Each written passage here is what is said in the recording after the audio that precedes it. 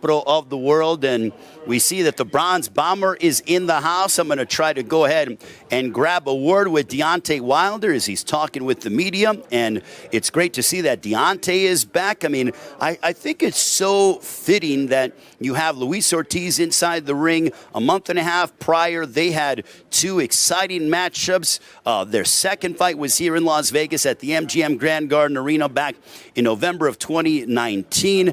And lo and behold, Luis Ortiz in action at Crypto.com Arena against Andy Ruiz on Fox Sports PBC pay-per-view. And then Fox Sports PBC pay-per-view returns on Saturday, October 15th. We go from LA to Brooklyn at Barclays Center as the Bronze Bomber will take on the Nordic Nightmare, Robert Helenius. Incidentally, Deontay Wilder defeated Luis Ortiz, and it is so great to see the Bronze Bomber himself. It is great to see him, man. Oh, man, he looks amazing.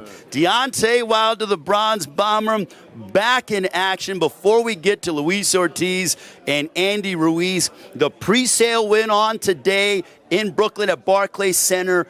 A lot of people are talking about they're welcoming you back in Brooklyn. That's a venue you've had some successful moments. Your first fight against Luis Ortiz, what a battle that was. Your knockout against Bermane Stiverne. Arthur Spica still hasn't woken up since the rocket that you landed on him. But now that you're back, what does it feel like? I've seen photos, Instagrams, you're in the gym, you're looking in great shape, but how's the Bronze Bomber feeling? Man, I'm feeling amazing. I'm feeling amazing, Ray. It's good to see you, man. You always bring great energy, and when I see you, I can't do nothing but smile because, you know, when you're letting your little light of mine shine, you know, everybody around like start to come on and shine as well. So, you know, but I've been doing amazing, you know. It's been good to just get away a little bit, check on the kids, and watch them grow a little bit more. You know, I always have my children, but it's something special when you can just, like, put away everything on the shelf for a minute, you know what I mean? And drink you some watermelon juice with some lime in it. It's refreshing, you know what I mean? If you drink too much, it may give you the run, so you got to be careful on how many you get. But, you know, it's just been refreshing. I've been happy. I always tell people, you know, for me, I don't dwell on money or materialistic things. It's all about my happiness and my peace. Because I can be a man that have everything in the world, but and can be miserable because I don't have my happiness and my peace. See, that right there you can't buy. And when you have your happiness and your peace, no matter what goes right or go wrong, you good either way it go. It's just life, then you just deal with it. So, but to make a long story short, man, I've been blessed, bro. The family's been blessed, and a lot has gone on in my life, you know, in a positive way. And here I am now. You know, I'm back for the second reign, more so to motivate, to inspire. You know, it was one point in time I was questioning myself, why would you come back? Coming back for what? You know what I mean? Because I did it for my daughter that was born with spinal bifida to get in there, and now I have added tremendously to the addition to the family. I have 8 children now, so you know it's been a blessing to raise them and to be able to have wheels and set things in their future for them. Not only I think about their current right now, but I think about their future as well. That what kind of father they have in their life, and it's been amazing just to watch those guys grow, to see how intelligent they are, how much they comprehend and understand what goes on in the world and that is going on in the world. So I had a meeting with them, and I got all my kids together. I said, how you feel about Daddy coming back? You know, all of them was for it, though. You know, it wasn't no surprise to me. You know, they love seeing their father in and out of the ring. They think I'm the best dad in the world, as any dad should be to their children, you know, that loves their children. You understand what I'm saying? Subliminal. That's a message. Come on, fathers. But it's amazing. But once I got my statue and I saw the people that came and came and celebrated with me, men and women, and a lot of men came and was very emotional and broke down to me and had their children and their sons to say, this is what a real king represents and look like, you know, especially from people coming all over the world coming to sit. It allowed me to understand that I got a little bit more to go. I can't quit now. I can't put it on the shelf now. This is not the end yet, because I have so many people that I motivate and inspire around the world. No. Well, I feel like you're just a natural-born entertainer. From your ring walks that I've seen you throughout the course of your career, you love to fight. I mean, you did it to begin for your daughter, obviously, but now you have generational and 5 or 6 generational wealths that you've been able to accomplish, which you deserve. But I feel like you're a born entertainer and that you miss the sport of boxing. Is that fair to say? I'm definitely an entertainer, and but I don't know if I missed the business. At least back then, I was, like I said, if I missed it it wouldn't took this long. I've accomplished so much. I've done so much. I've sacrificed my life for others' entertainment, and a lot of people don't understand what that means. They hear me when I say, but you can't relate or understand the meaning behind what that means. It takes a lot for fighters, any fighters around the world, combat sport. It takes a lot, especially in this ring. It takes a lot for us to get up, go train, and get ourselves together weeks, months at a time to break our body down, then get in the ring, get hit in the head, which the head is not meant to be hit in the first place.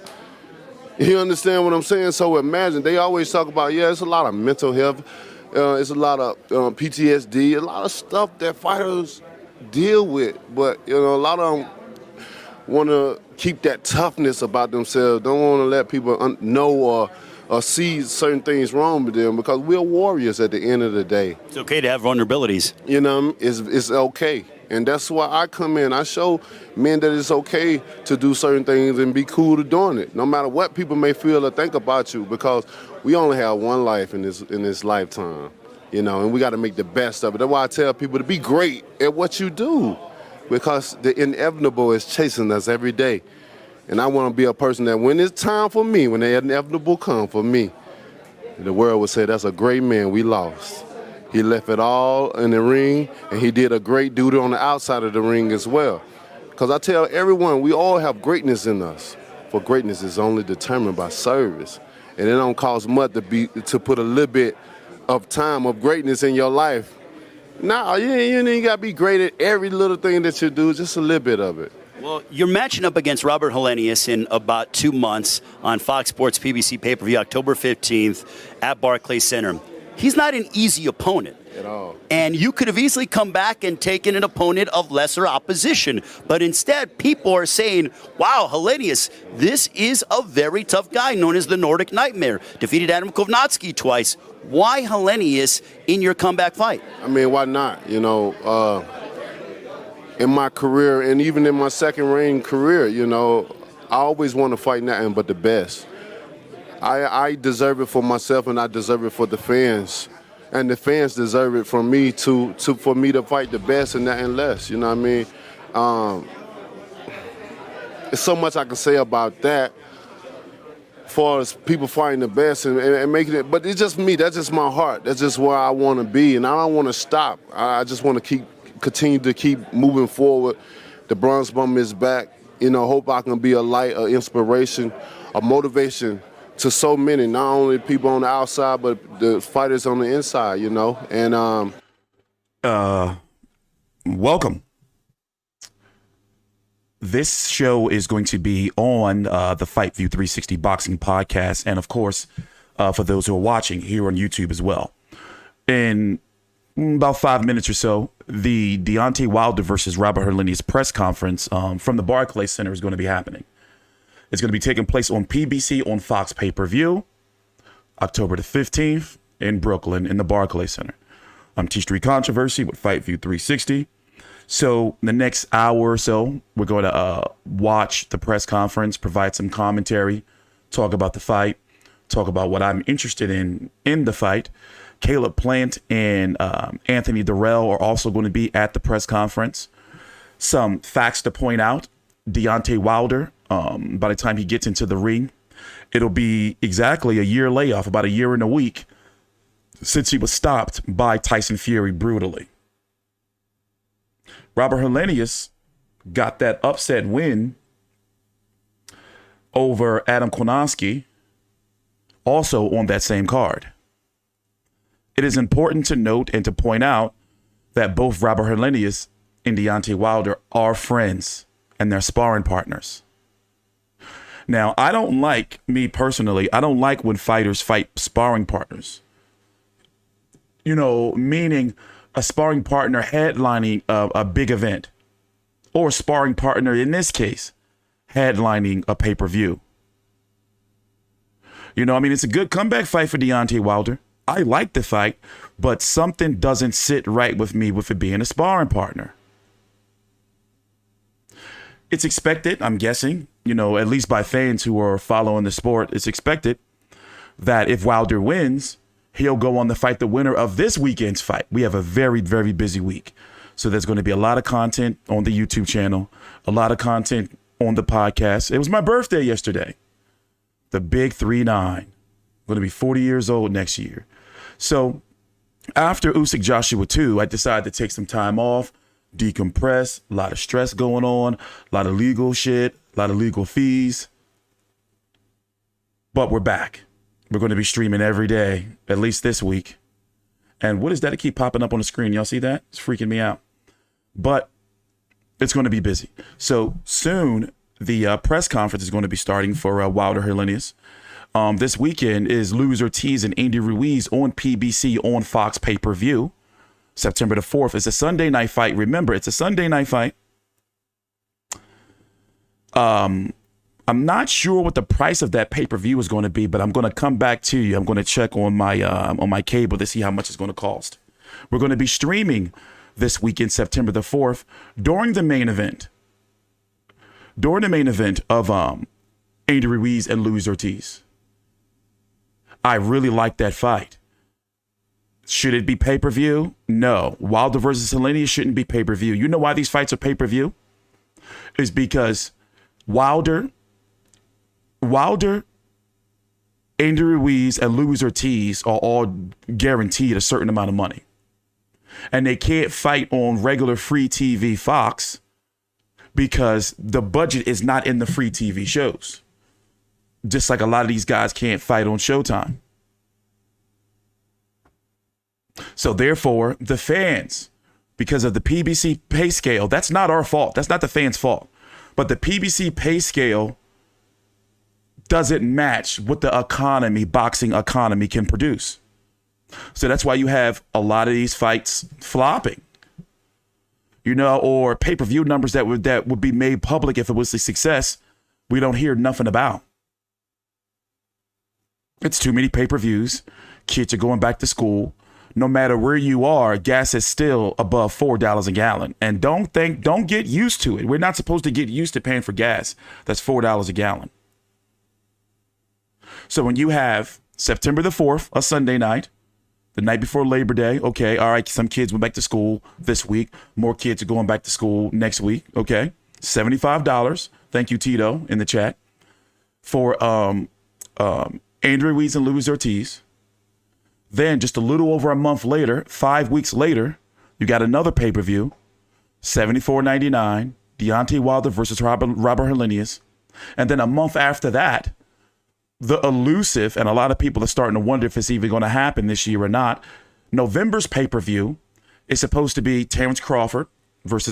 Errol Spence versus Terrence Crawford. Jake Paul, that's supposed to be November the 12th or November the 19th, according to Dan Rayfield. Then October, you're hearing that Jake Paul is going to be returning against Anderson Silva, likely going to be on Showtime pay-per-view. December's pay-per-view will likely be Tank Davis. Oh, and guess what? In 2 weeks, we got Canelo versus Golovkin 3 on the zone. Now, is this Wilder Helenius pay-per-view going to be a success? I don't think so. But one thing for sure is Wilder is must-see TV. As I said, I'm being honest with you. If they wasn't sparring partners, like close sparring partners, I would be like, all right, cool. But the fact that, you know, they're sparring partners is the only real issue I have with the fight.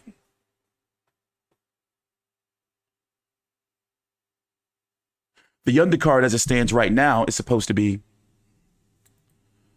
Caleb Plant, former IBF champion, taking on Anthony Dirrell. If you didn't smell that, I knew this. I smelled this fight from 1,000 paces.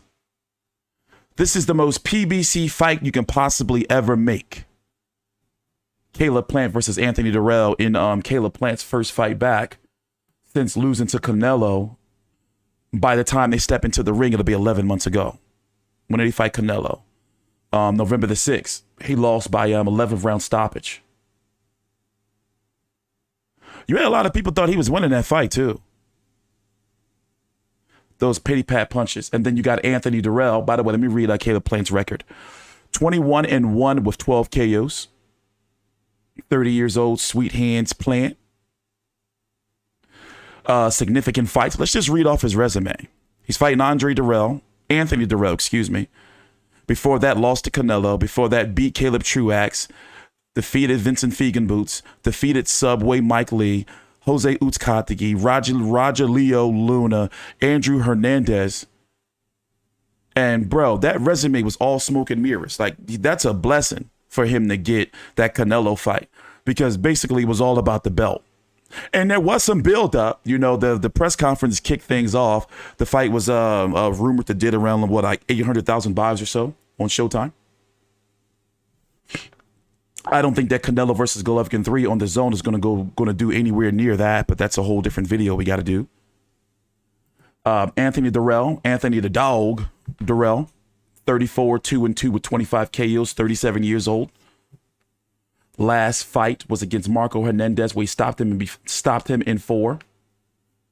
Fight before that, he was actually on Canelo versus played undercard. He fought Karan Davis, where he fought to a split draw. Before that, loss, stopped in 9 by David Benavidez. Got that technical decision over Avni Yildirim. That fight was the reason why Avni Yildirim ended up getting Canelo. And that's the card. So I'm guessing, and remember, Deontay Wilder commands a lot of money. Don't be surprised if Deontay Wilder's guaranteed. It's at least 10 million. We probably won't hear about it, but he's guaranteed a lot of money. By the way, this right here you're seeing on the screen, if you're watching on YouTube, is the stream link for the press conference, which is going to be starting any moment now. They're in the Barclays Center. Deontay Wilder and Robert Helenius and Caleb Plant and Anthony Dirrell. So how have you guys been? I got a podcast. We had a very successful launch, and then I took a week off, like my birthday week, but we had something like 500 downloads. But yeah, so the podcast world is really working out for me. It's a much cleaner feeling, a much more mature audience. But yeah, the Fight View 360 Boxing Podcast is available on Spotify, Apple, Google. We're finally indexed it everywhere: iHeartRadio, Stitcher, Amazon Music. And there is going to be exclusive episodes weekly that are podcast exclusive. And then I'm going to be uploading these press conferences, or publishing these press conferences and my commentary of the press conferences, talking about the fights, letting you guys know what the prices are, undercard, and basically giving you a clean boxing experience. You kind of dig where I'm going with that? So if it's sometimes, you don't want to watch the videos, you want to be like, all right, let me go check on this fight, see what's going on. But I haven't decided yet if I'm going to upload or publish my post-fight videos in podcast format, because I kind of feel that's cheesy, like publishing, 10, 20-minute clips. I feel like if you're going to publish something in a podcast format, this is my personal opinion from what I've learned, and I'm still a novice with it, at least a half an hour. But I'm thinking that's what I'm going to be doing. But I do want, the podcast to be 4 podcast episodes, like exclusive content with interviews, So I've decided, I celebrated my birthday yesterday. I'm on a whole weight loss journey, lost about 30 pounds or so in the last 3 months. I'm going to be in the crib. And I was looking at the boxing schedule. If you look at the boxing schedule, if you look at the boxing schedule, it is heavy. Think about it. We got something of significance every week. So let me pull this up here from Dan Rayfield's website, Fight Freaks Unite, the best boxing schedule on the web. Big Dan here. He updates the schedule weekly. Where's it at? There we are. So let me just run down. Thanks for the birthday wishes. So let's just run down what's coming up. By the way, real quick, I think that Pedraza did enough to beat Comey this weekend. I think he did just enough. But let's just run it down, okay? September the 3rd. Shit, that's this weekend. You got Juan Francisco Estrada returning against Argy Cortez. I forgot all about that fight. Liam Smith is returning against Hassan Maquino. Natasha Jonas is on that card. That's going to be a boxer card, I'm guessing. You got, of course, September the 4th this weekend on PBC on Fox pay-per-view. You're going to have Andy Ruiz versus Luis Ortiz, Isaac Cruz versus Eduardo Ramirez, Abner Maris versus Miguel Flores, Rayo Venezuela versus Jezreel Corrales. I like that card. Joey Spencer versus Kevin Salgado, Raiz Aline versus Mike Planella. The Prince, Charles Martin, returns against Devin Vargas, Juan Garcia versus Gilberto Mendoza, Anthony Cuba versus Oscar Perez, Anthony Garnica versus the TBA. By the way, we're waiting for the press conference to start for Wilder Helenius. So as soon as it starts, we're going to go listen in. But that I like that. Like, honestly, in the chat, how do you feel about this card this Sunday night, the Ruiz Ortiz? I think this is a good card for a Sunday night, you know, especially if people are going to be in for the holiday with the kids. You know, I like the card. I'm being honest. I like the card because I'm looking at Ruiz Ortiz, Cruz Ramirez, Abner Maris returns against Flores, Rayo Venezuela versus Corrales.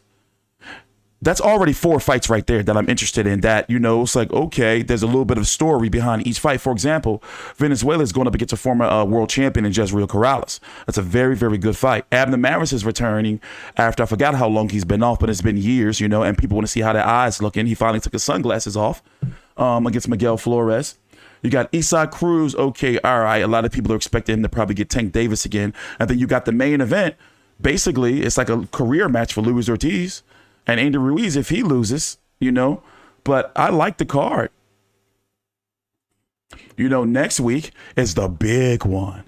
Somebody's mouth is going to get shut. Clarissa Shields versus Savannah Marshall. Now, there's a lot of promotion. I'm going to push the limits on promotion for that next week because we got to talk about how, like, what if Clarissa Shields lose? That's the storyline I'm going for next week. All that shit she been talking. You know, a lot of UK fans, they respect her, but they kind of can't stand her. She can be real cringe sometimes. But I'm going to go deep with the storyline for that. That's going to be on ESPN Plus here in the States.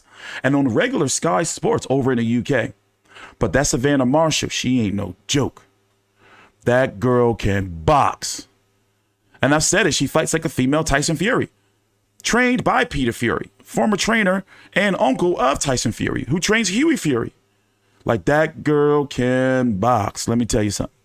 And then you got Michaela Mayer, who being borrowed from Top Rank to go over to fight, you know, over in the UK against Alicia Baumgartner. Can Marshall handle the pressure? Clarissa not, we gonna see.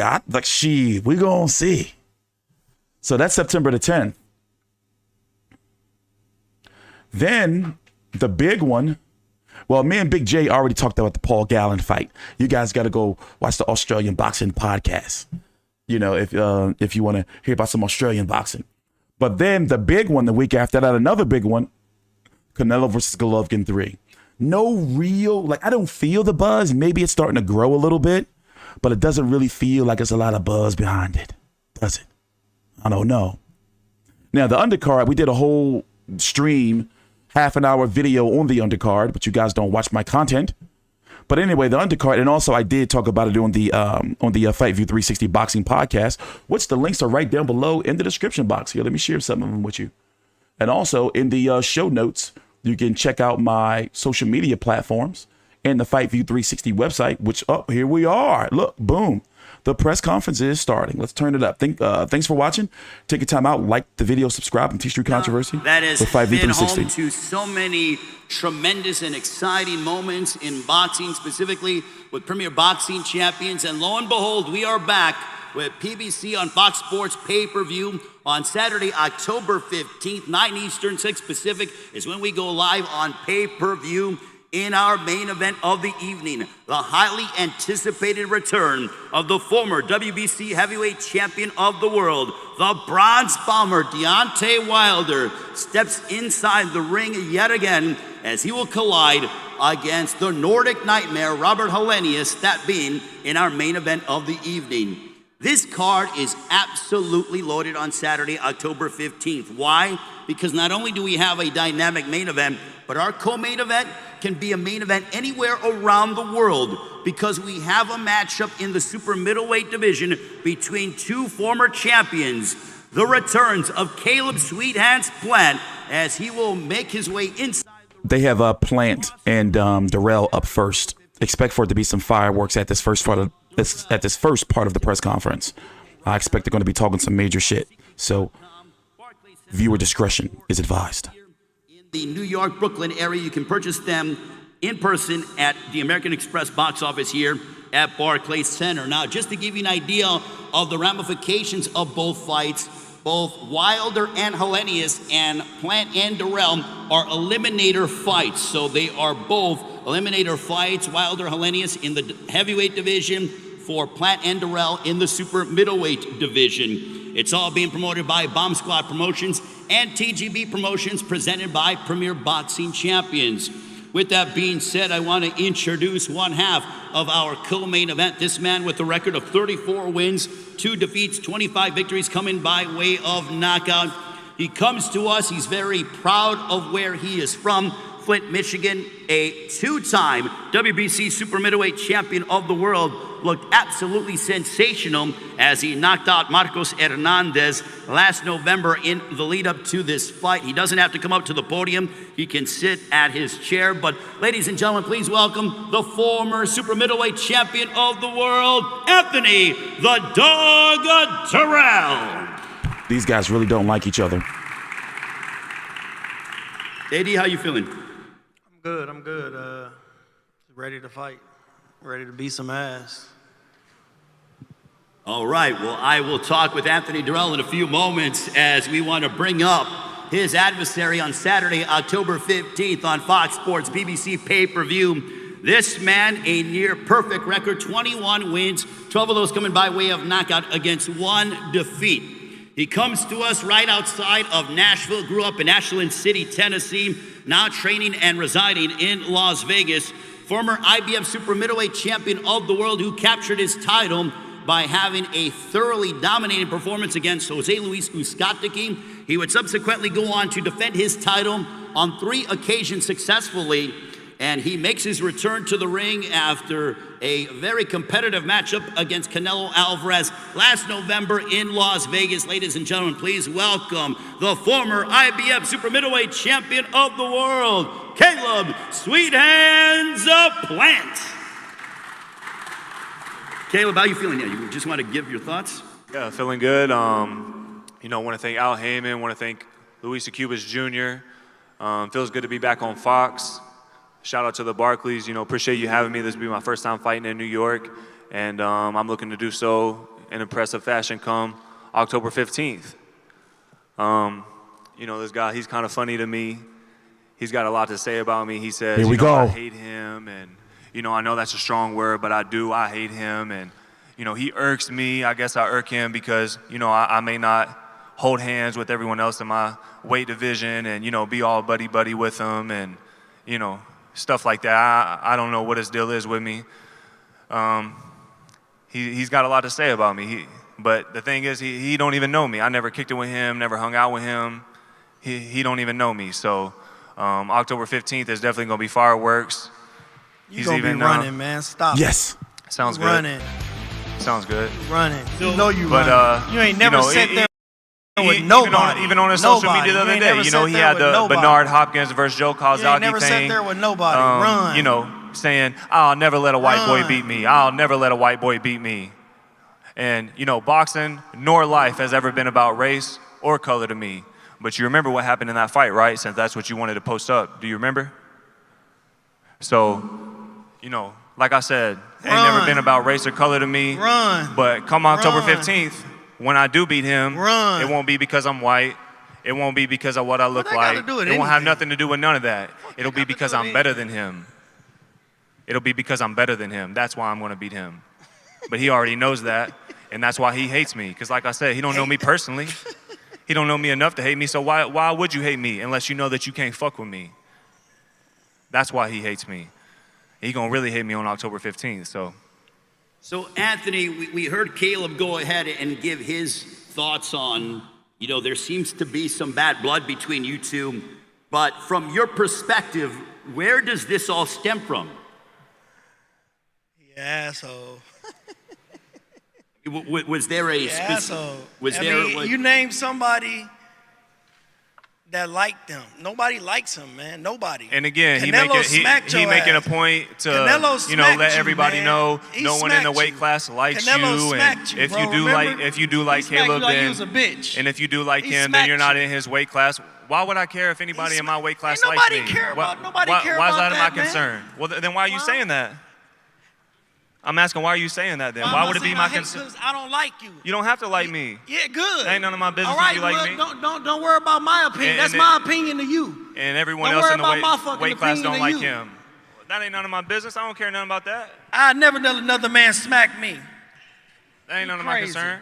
You lost your mind. So it wouldn't even been a fight. You don't even know me. You let another man smack you, you a pussy. You pussy. Shut up. With the bad blood. Sound good. You pussy. Maybe that's like what I you said, want. Maybe you let that's another his man job. smack you want to make sure that another man smack me, he might got to die. You want to make sure at the end of his career, hey, you pussy. I'm Anthony Dirrell. You pussy. I'm never gonna be in the Hall of Fame. I never had one successful title defense, but hey, everybody in my weight class like me. You fought tomato cans. Everybody you in my fought weight cab class. drivers. Who? Like Uskatiki?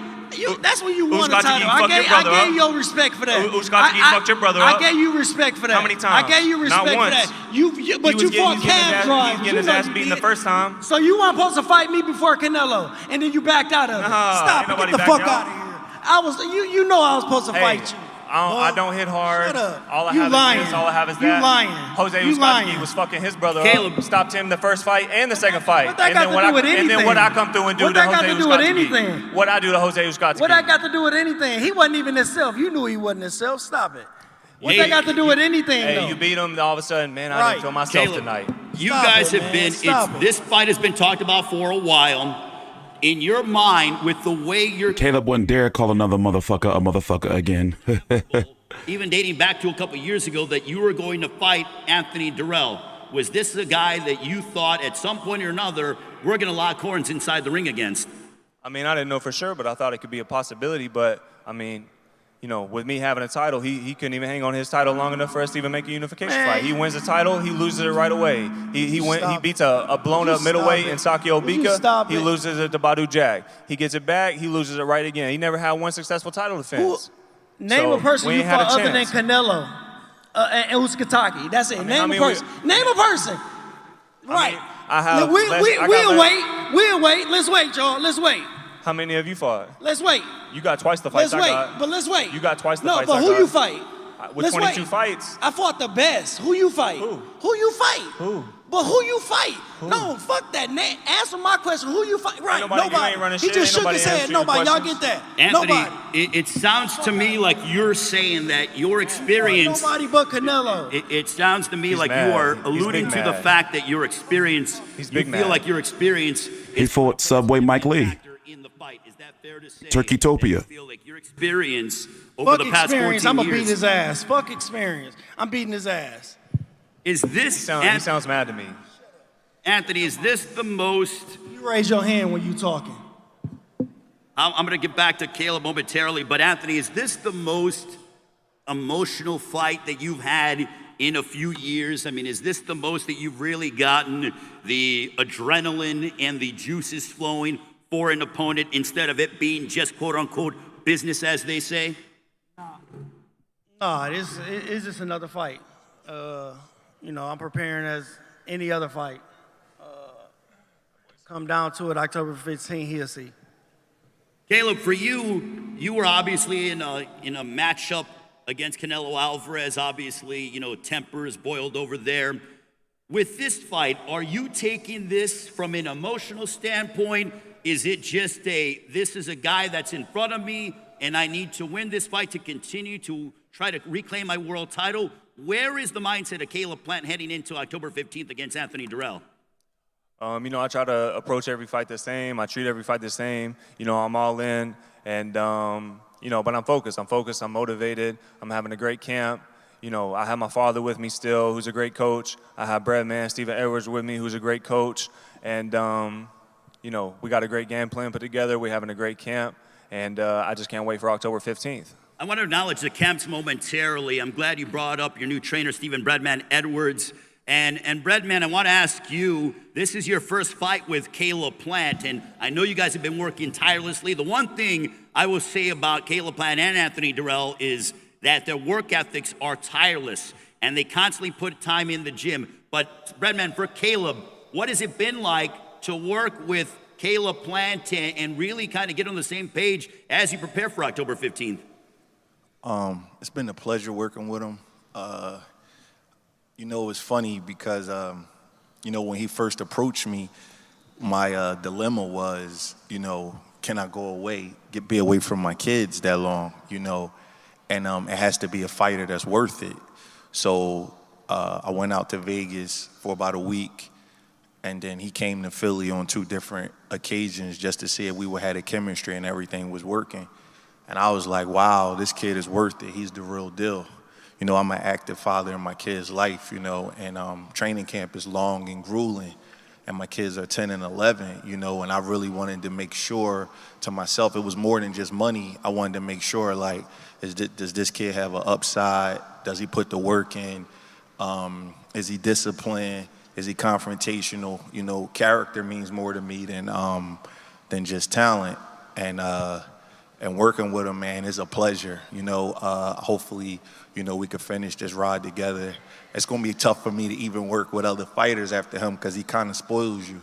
He do everything right, never late to the gym, never has anything negative to say. He puts in, the work, and that's all you can ask for out of a kid. The wins and losses take care of themselves, but the work ethic and the road to getting there is the most important thing to me, the journey and the process. And this kid's the real deal. His dad did a good job raising him, good job training him. And I'm not just saying this, it's a pleasure to work with him. He's everything they say he is and then some. And I believe he has the upside. He's 30, but I believe he can get better. And I'm looking forward to this performance on October 15th. Richie, thank you very much. Stephen Breadman Edwards. For you, Richie, can you give us your, synopsis on how camp has been going with the new team? And obviously, Caleb and Breadman seems to be on the same page. You're in there in the trenches in training camp, but so far, how's the experience been like with this new team that is Sweet Hands? It's been great. From as soon as we met, we hit it off. We've known him for a few years, and we were very excited about an opportunity to, for us all to work together. And camp is just going great. He's a great coach, very smart, got all the experience and the savvy, and we work well together. We, our thoughts on boxing are pretty much the same, and we say mostly the same thing. He's just kind of a taller, better-looking version of me. I see. Well, thank you very much, Mr. Plant. Also, before I get back to Team Dirrell, congratulations, Caleb, to you and your lovely wife, Jordan Plant, on the birth of your newborn daughter, Charlie Lynn Plant, that was born 5 days ago. So congratulations to Caleb and your entire family. Wishing you all the best. I'm going to turn it over right now to Sugar Hill Stewart, the esteemed trainer of Anthony the Dog Dirrell, that has been embodied in the fabric of boxing in the Motor City. Sugar Hill, for you and with Anthony, you guys have been to the mountaintop before and looking to get back there in this eliminator fight against Caleb Plant, but has there been any change in the demeanor for Anthony Dirrell heading into this fight? Because both men seem to be very charged heading into October 15th from Barclays Center here in Brooklyn. Well, for me, Anthony trains hard, but obviously, definitely what everybody can see right now, it's something extra with Anthony and also with Caleb, So if that's what it takes to motivate these guys and for them to put out their best effort, then I'm happy for it. I'm happy they're both energetic, and that means both of them are going to go train hard. They both have something to prove, and this is exciting for me, training Anthony, that he has something to prove, something he wants to accomplish. and him knowing that Caleb is the same way. So this it just makes for an exciting fight. This is a fight that Anthony said talked about before about having this fight. So he had to wait for it, and now it's here, and he's definitely excited and motivated. Well, Anthony, you've been also busy in your off time as well. I saw that you were hanging out with the all-time leader in championships for golf and in the tournaments, Jack Nicklaus, getting some lessons on the greens. How was that experience like as you learned some lessons from Jack Nicklaus before we get back to talking about business with Caleb Plant? It was great. Just to get away for a day or so and go out there with one of the greats, get a little bit of motivation to be a great. So it was a great experience. Hopefully there'll be more. So for you, what kind of statement are you looking to make against Caleb Plant on October 15th on Fox Sports PBC pay-per-view? Just put on a good performance, be me. Go out there, be the dog, be Anthony. That's what everybody knows me as, and I'm just going out there and put on a good performance. Caleb, for you, in a perfect world, how do you see this fight going, and what kind of statement are you looking to make in your return to the ring on October 15th against Anthony Dirrell? Looking to put on a great performance, looking to do it in fashion, get my hand raised in fashion, and make a big statement as I move forward to bigger and better fights and looking to clear out the rest of the division. With this being an eliminator fight, does it add any extra motivation or no? No, not for me. I mean, it could be, I'm excited for it to be that. I'm in a blessed position for it to be that, but, it doesn't add any, I'm not letting outside factors dictate how motivated I am or how focused or how disciplined I am. That I carry myself in that way, whether it was, a 6-round fight, 4-round fight, it don't matter to me. I'm coming in focused, I'm motivated, I'm training hard, I got a great team with me. I got a lot of momentum, and I'm looking to, like I said, make a big statement come October 15th. Caleb, growing up and watching you both evolve, but you specifically in this particular instance, I remember when you were coming up through the ranks as a contender and you were calling out guys and you were looking to sign the dotted line against anybody. Now, when it comes to 168, it seems like guys are calling you out. So you went from being the hunter and now people are trying to hunt you. What has that been like in terms of that full circle transformation? I mean, it just means that I've been doing my job, staying focused and, keeping boxing first in my life, whether I have a fight coming up or whether I don't. But at the same time, I've said this in other moments before, I don't feel like I'm the hunter. I still feel like I'm hunting, or I don't feel like I'm the hunted, but I still feel like I'm hunting. And, there's still a lot of things that I want to accomplish in the sport, a lot of things I want to do, and, that's going to take, first things first is handling business October 15th, and that's what I'm fully focused on, but then moving on to, whatever's next. AD, what has been the key to your success to be able to fight at such a high level over the course of your career? Because you have literally tried to fight anybody and everybody you've been in the ring against, the who's who in the division for years on end. But what has been the key to your success to remaining such a top-tier super middleweight over the years? Just doing what needs to be done outside the ring. No smoking, no drinking type thing. Keeping your body, where it needs to be. So you do that, you take care of your body will take care of you. Simple as that. You can go, but I mean, and staying ready, staying in the gym. That's what I've been doing since I've been amateur, staying in the gym. So I don't have to, stay ready so I don't have to get ready. Well, Anthony Dirrell, Caleb Plant, good luck, gentlemen, in training camp. We will see you on Saturday, October 15th from Barclays Center here in Brooklyn. If you guys can just stand up, look out this way, and allow the cameras to go ahead and take photos. We have Caleb, Sweet Hands, Plant, Anthony, the Dog, Dirrell in the super middleweight division. This could be a main event anywhere in the world. It is the co-main event on Fox Sports PBC pay-per-view on Saturday, October 15th from Barclays Center here in Brooklyn. We're going to go full screen for those who are watching on YouTube. They're going to be bringing out Deontay Wilder and Robert Helenius next. This episode is available on, this broadcast is available also on podcast format Thank you very much, Hi, gentlemen. A Tues. round of applause for Caleb Sweethands Plant and Anthony the Dog Dirrell. Are they going to face them off? Looking forward to Fight Week at Barclays Center here in Brooklyn. And gentlemen, really appreciate it, guys, and thank you very much for coming out. And now we are going to be joined alongside by our main event. They're not going to face them off? Satellite, as we will be talking with in a few moments the bronze bomber Deontay Wilder, along with Robert the Nordic Nightmare Helenius. And we are in the midst of such a great run on Fox Sports PBC pay-per-view. We obviously have this on Saturday, October 15th, but also this upcoming Sunday, a special Labor Day weekend edition of Fox Sports PBC pay-per-view in the heavyweight division. The former unified heavyweight champion, Andy Ruiz, will take on the Cuban contender, Luis King Kong Ortiz. That comes your way this Sunday, September 4th from Crypto.com Arena in Los Angeles. And that'll be on Fox Sports PBC pay-per-view. But we are getting ready to talk with via satellite, and we apologize, but you know, we had some travel issues, and we have gotten them, though, rectified and gotten the guys via satellite here that they will be talking with me.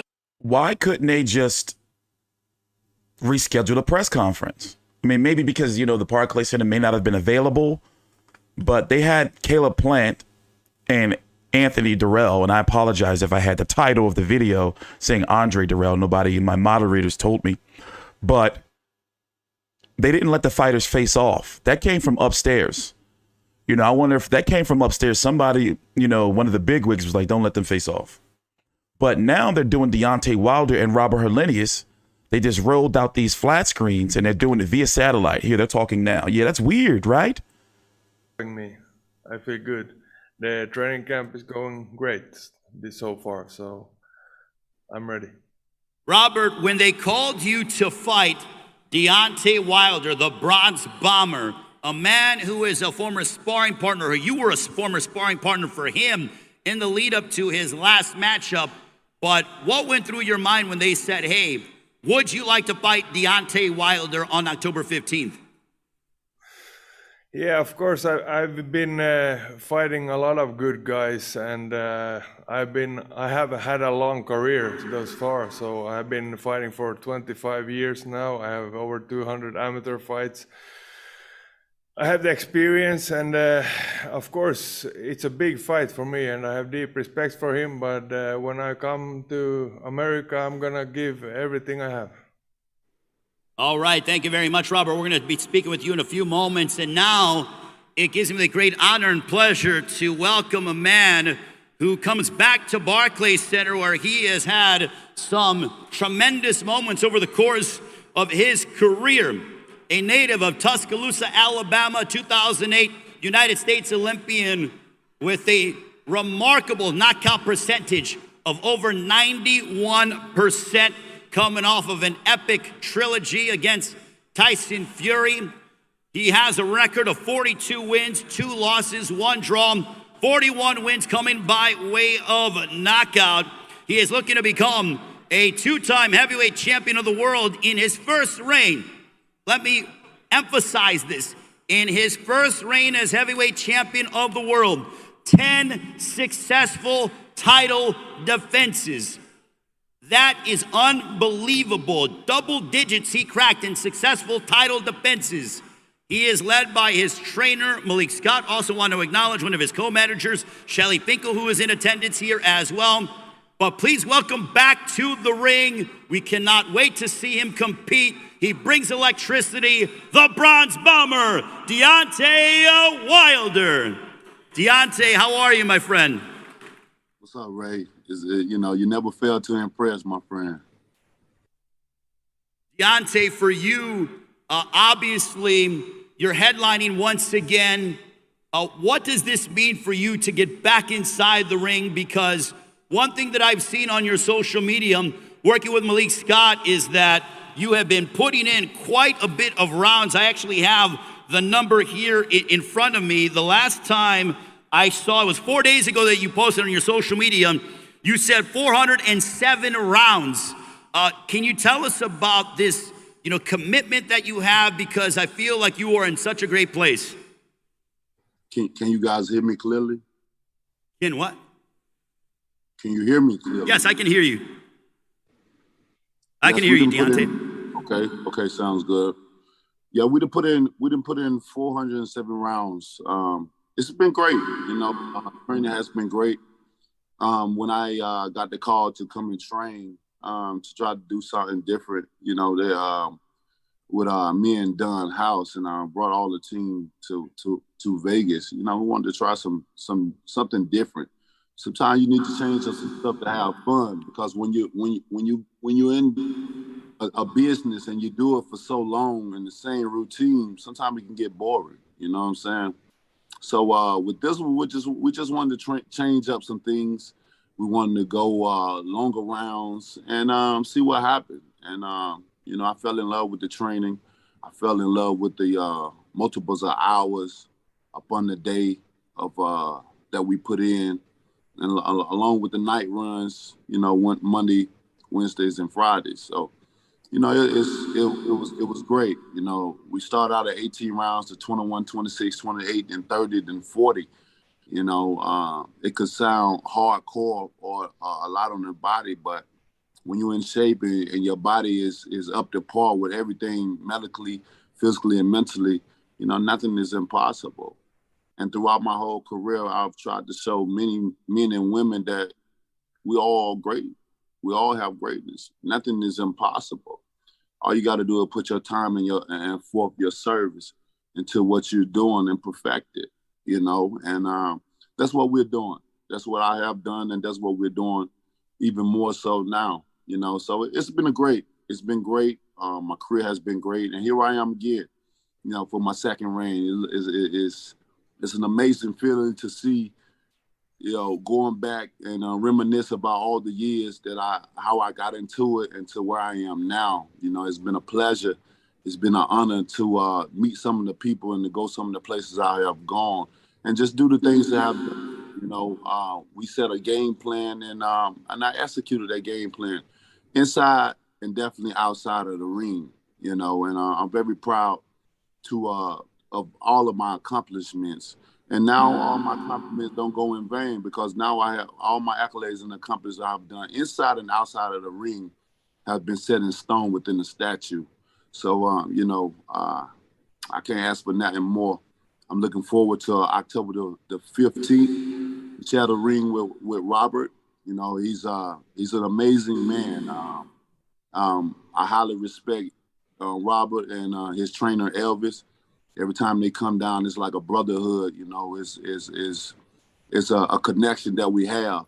Unfortunately, the business that we chose to participate in consists of sometimes have to go against each other. Sometimes guys that come together, know each other, love each other, have to come together and fight. And these are the times that we're in. But make no mistake, because we know each other and we have worked together with each other, don't mean that the fight is not going to be interesting, because you're looking at two warriors with a warrior mindset and a warrior heart. See, many people think the mind controls everything, as far as the body and things like that. But the mind don't control it all. The heart controls everything. The heart controls everything, because many times your mind will tell you to give up, give in. It's too hard. Nobody cares. You ain't doing enough. And you'll give up. But that heart, if you got a big heart, your heart will tell you you ain't going to quit. You can't quit. You'll die for this. And, with that being said, me and Robert have big hearts. We have warrior hearts. We come in with the mindset of winning, with the heart set on we're not gonna leave this arena, until something is done, until we're satisfied, until we have fed flesh, and we gave it all we've got. And as you know, every time I fight, you're on the edge of your seat, because that's what I display. I display determination and the will to win, and the heart. I abide by those words of being in the ring, giving it all I got, 110%. you know, until I'm on my crawling knees. That's the only way to get me out of there. And it's going to be an exciting fight. I'm looking forward to this fight. And man, coming back to Brooklyn at the Barclays Center, where some of my most devastating, my most electrifying, my most exciting knockouts have occurred, my most remarkable memories, you know, right there at the Barclays Center. So I'm looking forward to coming back home to New York and displaying my talent, you know, amongst the thousands that's going to be there and the millions that's going to be watching.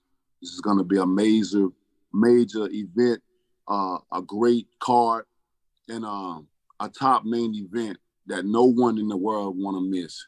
The Bronze Bomber is back, baby. Robert Helenius is on a winning streak. He mean business, and he's looking to go places where he never have gone before. And now he has to face me and go through me. And it's going to be an amazing, amazing fight, guys. And just stay tuned, baby. Deontay, because of the fact that you both know each other, there is such a level of respect between you and Helenius. But because you guys have been sparring together and you know the kind of fighter he is and the kind of man so that they rented out the Barclays Center to put on a Zoom press conference in the Barclays Center.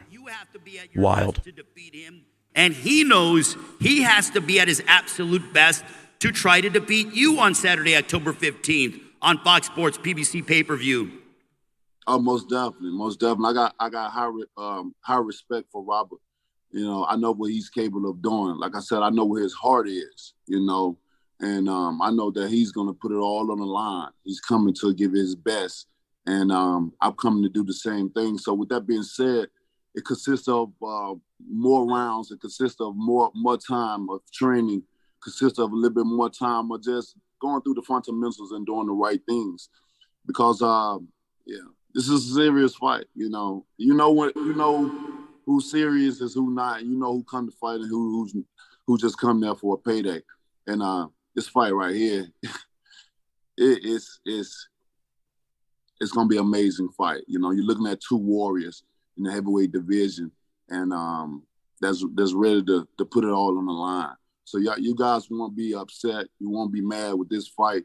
It's gonna be a hell of a fight, and I can't wait. October the 15th is gonna be a special moment in time for us all, and I'm looking forward to it.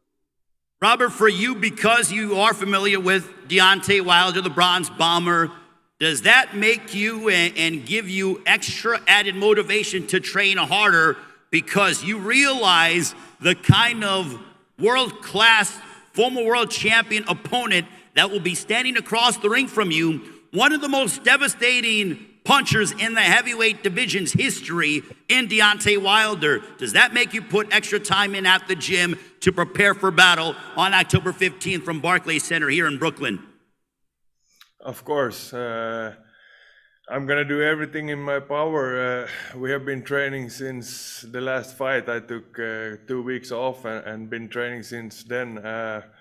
I know what it takes to get at this level, and I promised so many times my fans in Finland to bring the World Championship belt back to Finland, and sometimes you have to go through some good people, and I'm gonna do everything in my power to do that. And of course, I'm doing extra work every day, many hours in the gym. Deontay, every guy that has stepped inside the ring with you, every single one of them, they've been put on the canvas in the course of your career. Have you missed putting people away, knocking them out? You have been away from the ring for, it'll be just over a year. This shit your looks knockout dumb. percentage is over 91%. Have you missed competing as a prize fighter? To be honest, right now, I haven't missed it at all.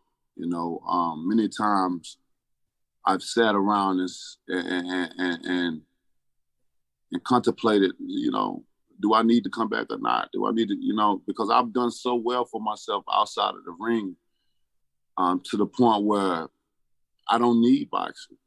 You know, I mean, I financially, I've won all the way around. You know what I mean? And this is some of the things that I've been trying to mentor. I've been trying to tell, especially us fighters, because I look out the fighters, man, and because I see we are the product at the end of the day.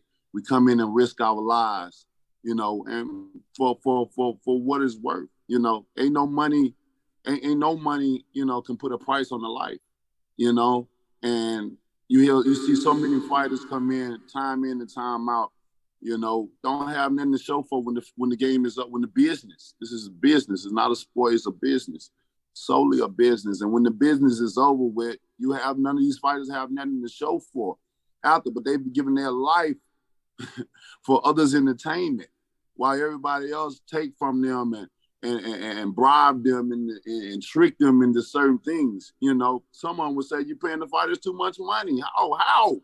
How?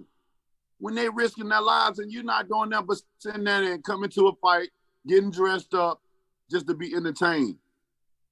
But someone would say they paying fighters too much. You know, I'm always Pastor Wilder was here. A hardcore speaker for fighters, because people don't know what we go through day in and day out, time in and time out. And then you wonder why certain guys that get on TV or anywhere and express themselves and do tears or whatever because of mental illness or PTSD or any other things. You got to understand that when we get outside the ring, it may be more You better shut up. than what it may look like, you know, in person. That's why I tell all fighters, I recommend them all to go get MRIs, CAT scan, brain scans, go get blood tests and stuff like that. Because get out of my face. You got to understand the business that we in. It's an individual business. We have to do a lot My of bad, things. my dog's harassing me. A sport provide things for us. You know, a business, well, you have to provide it for yourself. And with that being said, sometimes it takes financial Wasn't talking to help Wilder for that, which a lot of fighters don't get that aid to do so. Everybody always looking to make money for themselves, but what about the product that actually making money and people that's coming to see them make money? So I had to think long and hard, you know, about a lot of things, right, because of the position that I'm in, especially out of the ring and in life. You know, man, it's an amazing. Then upon getting a statue, you know, it meant he's going to so keep going. much He's not going me. to stop. So I used to have those itch. I used to have that feeling of drawing. I want to go back into the ring. I want to go to the gym and hit the bag. I went to the gym a couple of times and stuff to try to get that feeling and try to seek it. I couldn't find that. I don't like this talk. It wasn't there no more. I don't know what it was. It's just that feeling wasn't there no more. And then once the statue was presented to me, to see so many people come around the world to come and commune with me and my family, to come and rejoice and celebrate with me and my family, and to see grown men surrender themselves in such a vulnerable state, you know, to cry in front of their children, to let them know and let them say, this is a real king, this is a real example of greatness. Because I always tell everyone, we all have greatness in us, but greatness is only determined by service. And that's what I try to do each and every day, apply my service, be a good human being in this world, to motivate, to inspire, to show people that you can do it no matter what. In life, people look at you and they look at a person and they try to see, what can you do? What are your purpose in life? What is this person doing? You know, many of us have occupations that we love and that we hate. And most of the time, most people have occupations that they hate than they love. But if you got something that you love to do, then it's not working, they say. And anyone know who he's talking about? Job, man, about getting a statue, it let me know that there's more work to do. I gotta continue to fight. I gotta continue to motivate and inspire, because I inspire so many. I can't be selfish to the fact that I've done and achieved so much in my career and in my life and for my family.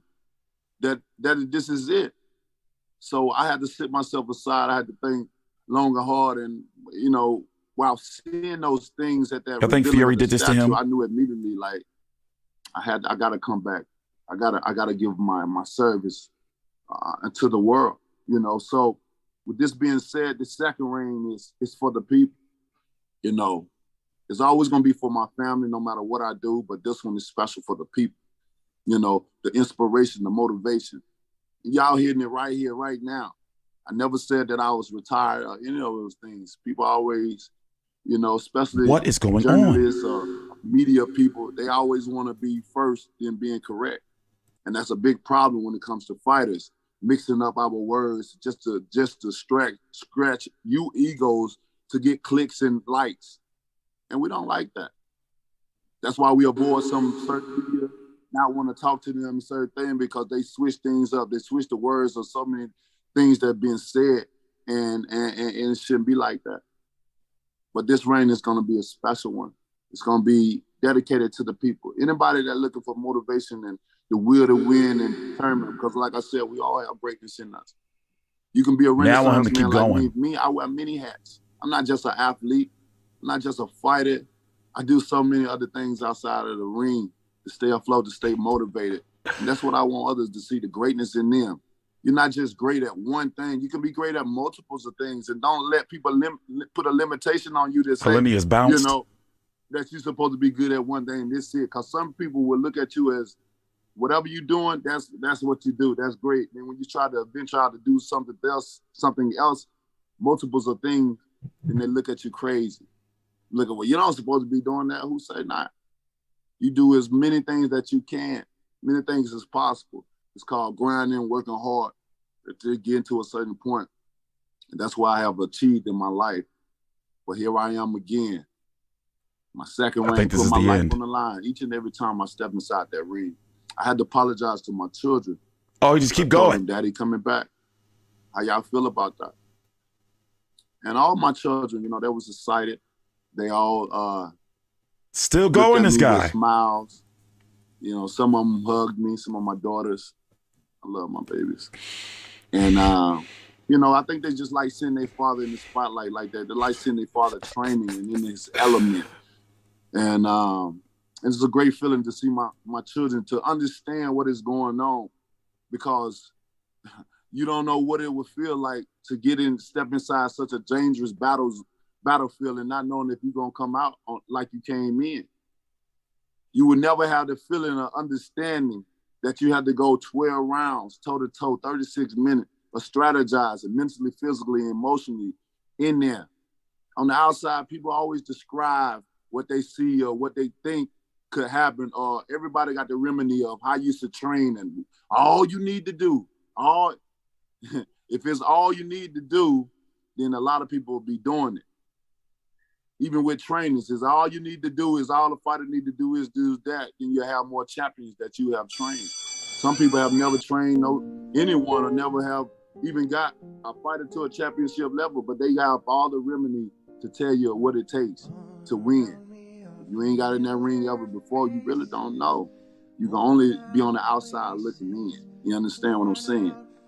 So I tell people, respect your fighters. Respect them all, high or low, because they took the effort. They've sat back and was selfless to step themselves inside that ring. And everybody not making a lot of money, but they're risking their lives each and every time. And I just want to see more respect from fighters, for the fighters, because of what we do.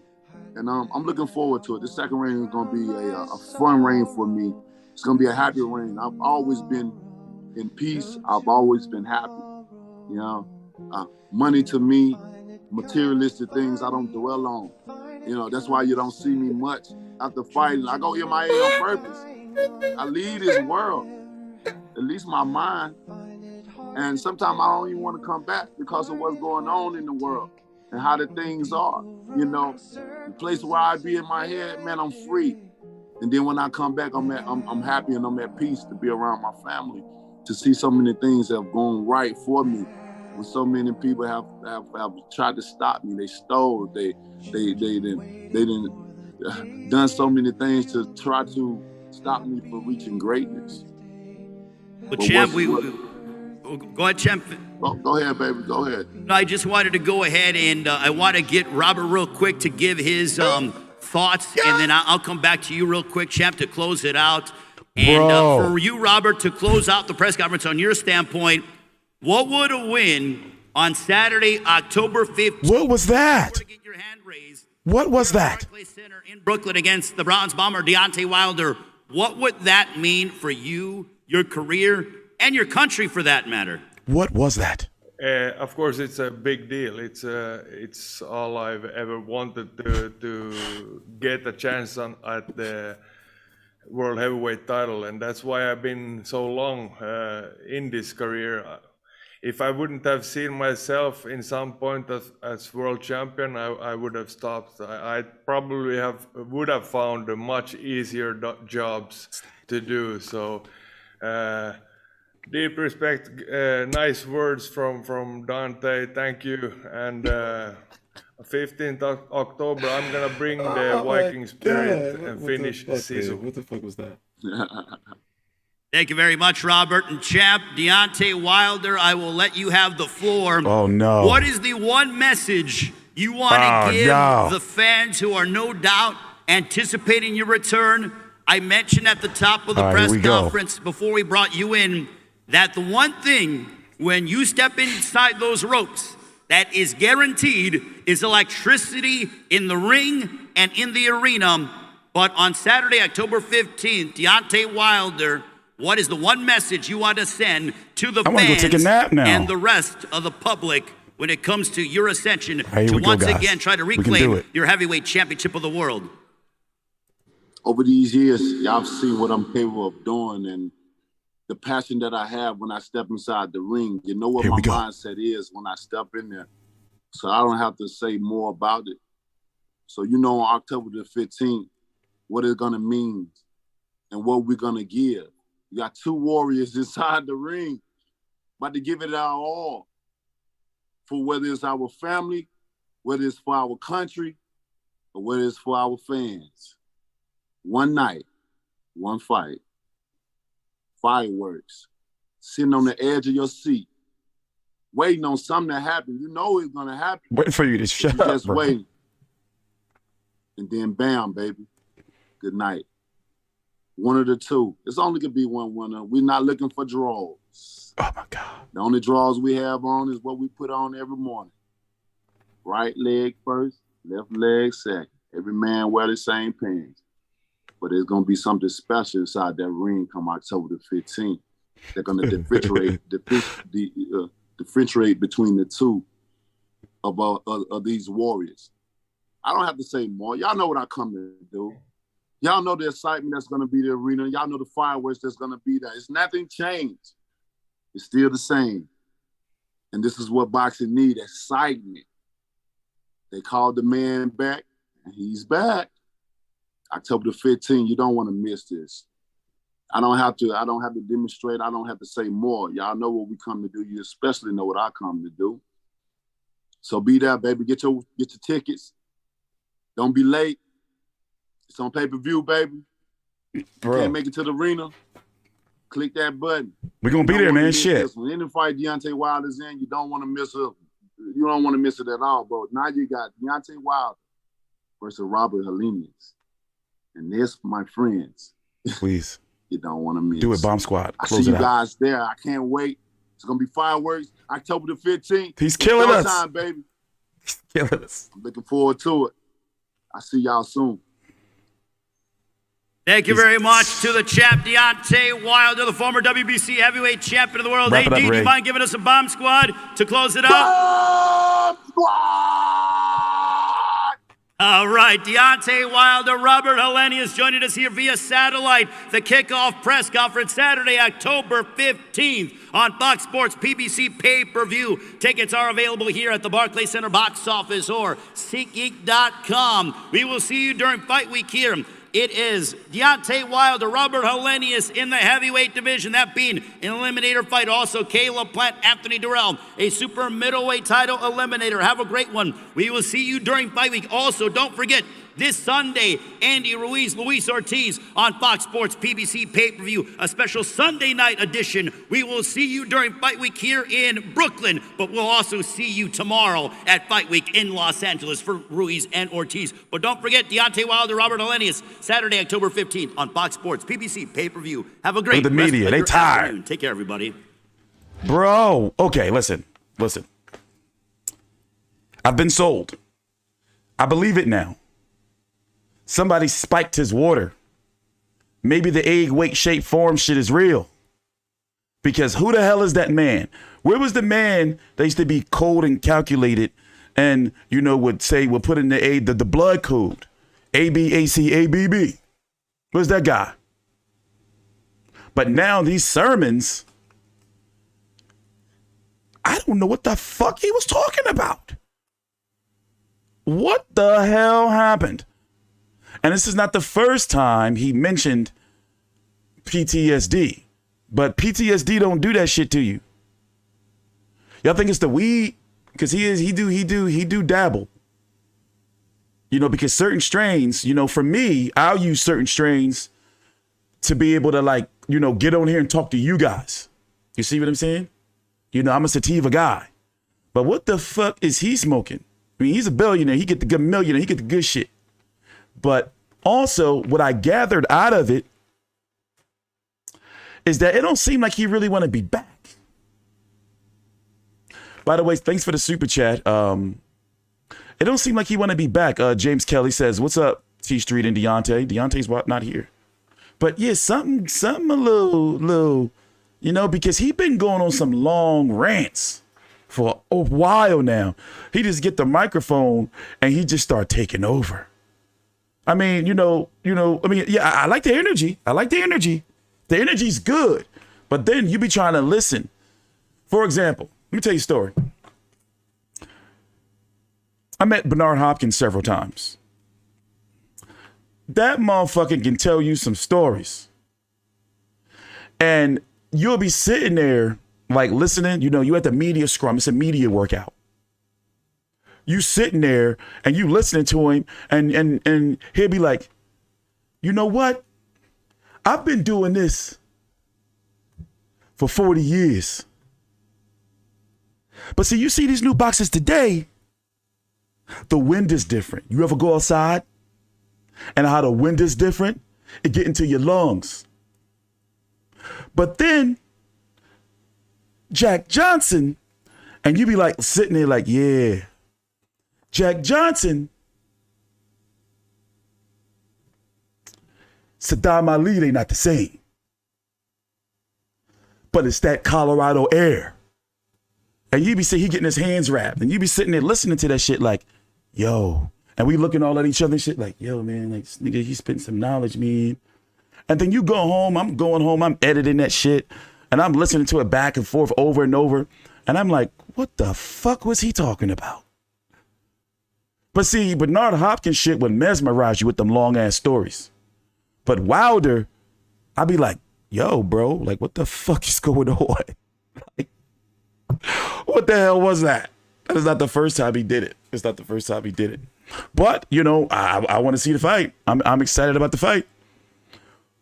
If Robert Helenius has a reason to knock his ass out now, then that was it. I get the whole he's trying to motivate and inspire people. I mean, maybe you know, prodigal son in the chat says, you know, he's trying to motivate and inspire people. I get it. But sometimes people may not get it. You see what I'm saying? Because I'm going to go read the comments from the chat, from the stream. Let's see what they were talking about. Because dude was going bananas. Deontay talking like he gets paid by the word. Bro.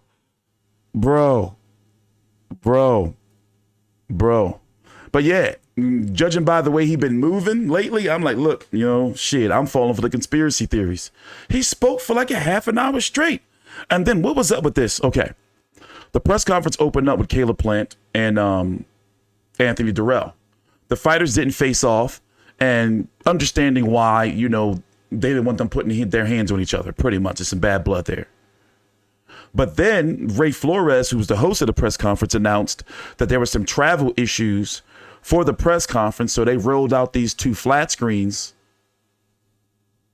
and they did a virtual press conference with Wilder and Helenius appearing via satellite in the Barclays Center in Brooklyn. And I was about to go there. I am so glad I didn't go all the way out to New York for that event. I would have been pissed. So why not just postpone it? Maybe the venue wasn't available, but this is a pay-per-view, press conference, and y'all rolling out flat screens. Fox, you ain't looking good, and I cover these fights and, these press conferences to sell them to you, the people. October the 15th, 2022, from Brooklyn, the Barclays Center. Deontay Wilder, former WBC heavyweight champion of the world, most title defenses of a heavyweight fighter, taking on sparring partner Robert Helenius on PBC on Fox pay-per-view. So it's my job, sell a fight. James Kelly says, T, I apologize. Came on late and thought you were doing a face-to-face with Deontay. Oh, yeah. No, bro, that's the wrong channel. But he did talk about, but thanks for the super chat, but he did talk about, I did catch where he did say he stopped talking to certain media because they switch your words up. I wonder who he meant by that. Because I was still a little bit. I didn't like that he tainted his marketability with that glove gate and that, he tried to play the race shit. He tried to. And he didn't need to. Bro, you Deontay Wilder, and people want to see you knock people out. So he alienated a lot of people with that glove gate and spiked water shit. Spiked water. Because it became a thing where he couldn't do any interviews or talk to people. Because if they would talk to him, then he would start saying, about the glove gate shit. Remember, leading up to the third Fury fight, remember, he was embargoed. The media couldn't talk to him. And I probably was, when the media did talk to him, when he would sit down with maybe ESPN, or Fox, they probably was in his ear, people close to him, listen, do an interview, but don't talk about that glove shit. It looks bad, champ. And he did have a lot of YouTubers, all the clicks and everything. He did have a lot of YouTubers, using his name, to line their pockets. A lot of YouTubers became big time YouTubers off of him. No bullshit. In boxing, no bullshit. And I saw that glove gate shit. This was the scam. This was the scam that was going around. Everybody's home. It's COVID. Everything's locked down. So it's two sides you could have made a whole lot of money off of. You could have been the glove gator doing videos, every day. Deontay Wilder, Deontay Wilder, Deontay Wilder, Deontay Wilder. Or you could be the other side where I would do my little videos every now and then. You could be the glove gate debunker where it's no, and you're going back and forth. But at the end of the day, it was a scam. I mean, content creators. But it was the scam off of his name, and he allowed this shit to happen. And then giving those people interviews. Oh, let me not get in trouble. I don't want to get canceled. Y'all know I identify, I'm half black, half full-blooded Chicano male, and I'm half Irish. So, I don't mean anything when I say those people. All right? So don't cancel me. But yeah, he started getting real outrageous with the egg weight shape form. Mark Breland spiked his water. When that water comes to the arena with the ice and everything, that shit is carefully handled. Carefully handled. You say the own guy in your corner spikes it. You fire the black man, but then not the white man, Mark Breland, and you try to play the race card. It was real weird, and it was horrible to watch. And then when he got knocked out, motherfuckers started crying. Literally, if you go watch people's videos, people were sick, and they tried to make new narratives, but they didn't stick. It was a wild time, bro, and I hated to see that happen to Wilder like that. But he started it all. He started it all. And it was he was doing so good. And then he started the race shit. It was bro, you made it to pay-per-view. Bro, come on, man. Yes, I am more than the average man. Or at least I identify as such. And you can do that in 2022. You can identify as pretty much anything. A few weeks ago, I was about to identify as Puerto Rican because I didn't like how all the Puerto Rican fans were coming at me because I was you know what? Danny looked good, Danny Garcia against Jose Benavidez, but he was just there to be hit, me and Jose Benavidez. So all these Puerto Ricans was in my comments and shit, cussing me out. So I'm you know what? Can't beat him, might as well join him. It's 2022. I can identify, but I did almost identify as Puerto Rican a couple weeks ago. But I was you know what? I'll keep that in the bag. But anyway, what's going on with you guys? We're going to be here tomorrow. It is a busy week in boxing. We have the fight week media workouts for Andy Ruiz and Luis Ortiz. Remember, that's this Sunday on PBC on Fox pay-per-view. There's a pay-per-view. Andy Ruiz versus Luis Ortiz Sunday night. We're going to be streaming on YouTube during the main event of the fight. Brenda says, I identify as heavyweight champ and you're immune from mandatories. There you go. There you go. Crazy D says, why the fuck is Ruiz versus Ortiz on a Sunday? That's a good question. I don't know. But overall, like, I'm digging it. I'm going to be here. You know, I do got to watch my House of Dragon, though. I'm going to watch my Game of Thrones. But I'm still going to be here streaming during the main event. Yo. I'm going to be here streaming during the main event of Luis Ortiz and Andy Ruiz this Sunday. If you want to come chill, hang out. How we do it is very legal. There's no illegal shit. We show brief, legal, fair use highlights in between some rounds. We look at Twitter highlights. We look at the scorecards. Like, from what I've been told, we do, like, you know, I'm not tooting my own horn, and I thank you for all the, you know, like, all the compliments. But what I'm told, we have the most comprehensive boxing stream when it comes to boxing live commentary streams. Like, I really, with all this technology, I'm really able to show you everything.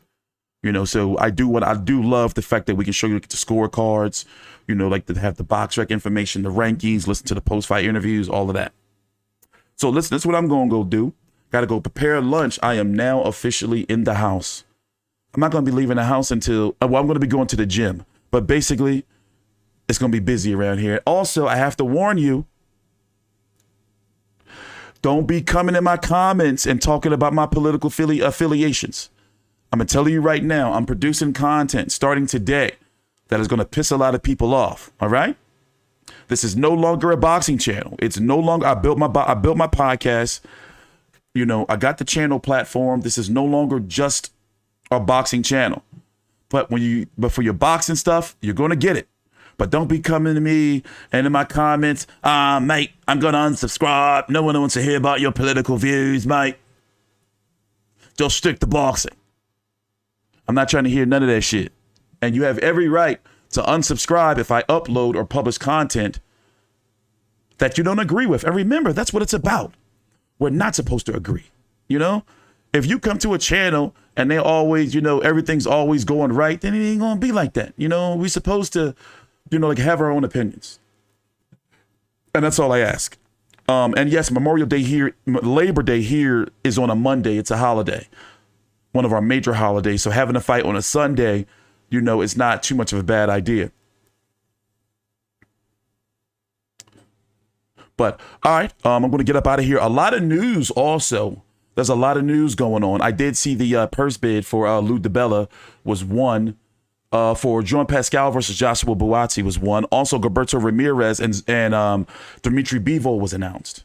So we're going to be back later on with a boxing stream to talk about all boxing. We're going to be back at 7 p.m. Eastern tonight to talk about all the news of the day and everything that's been going on.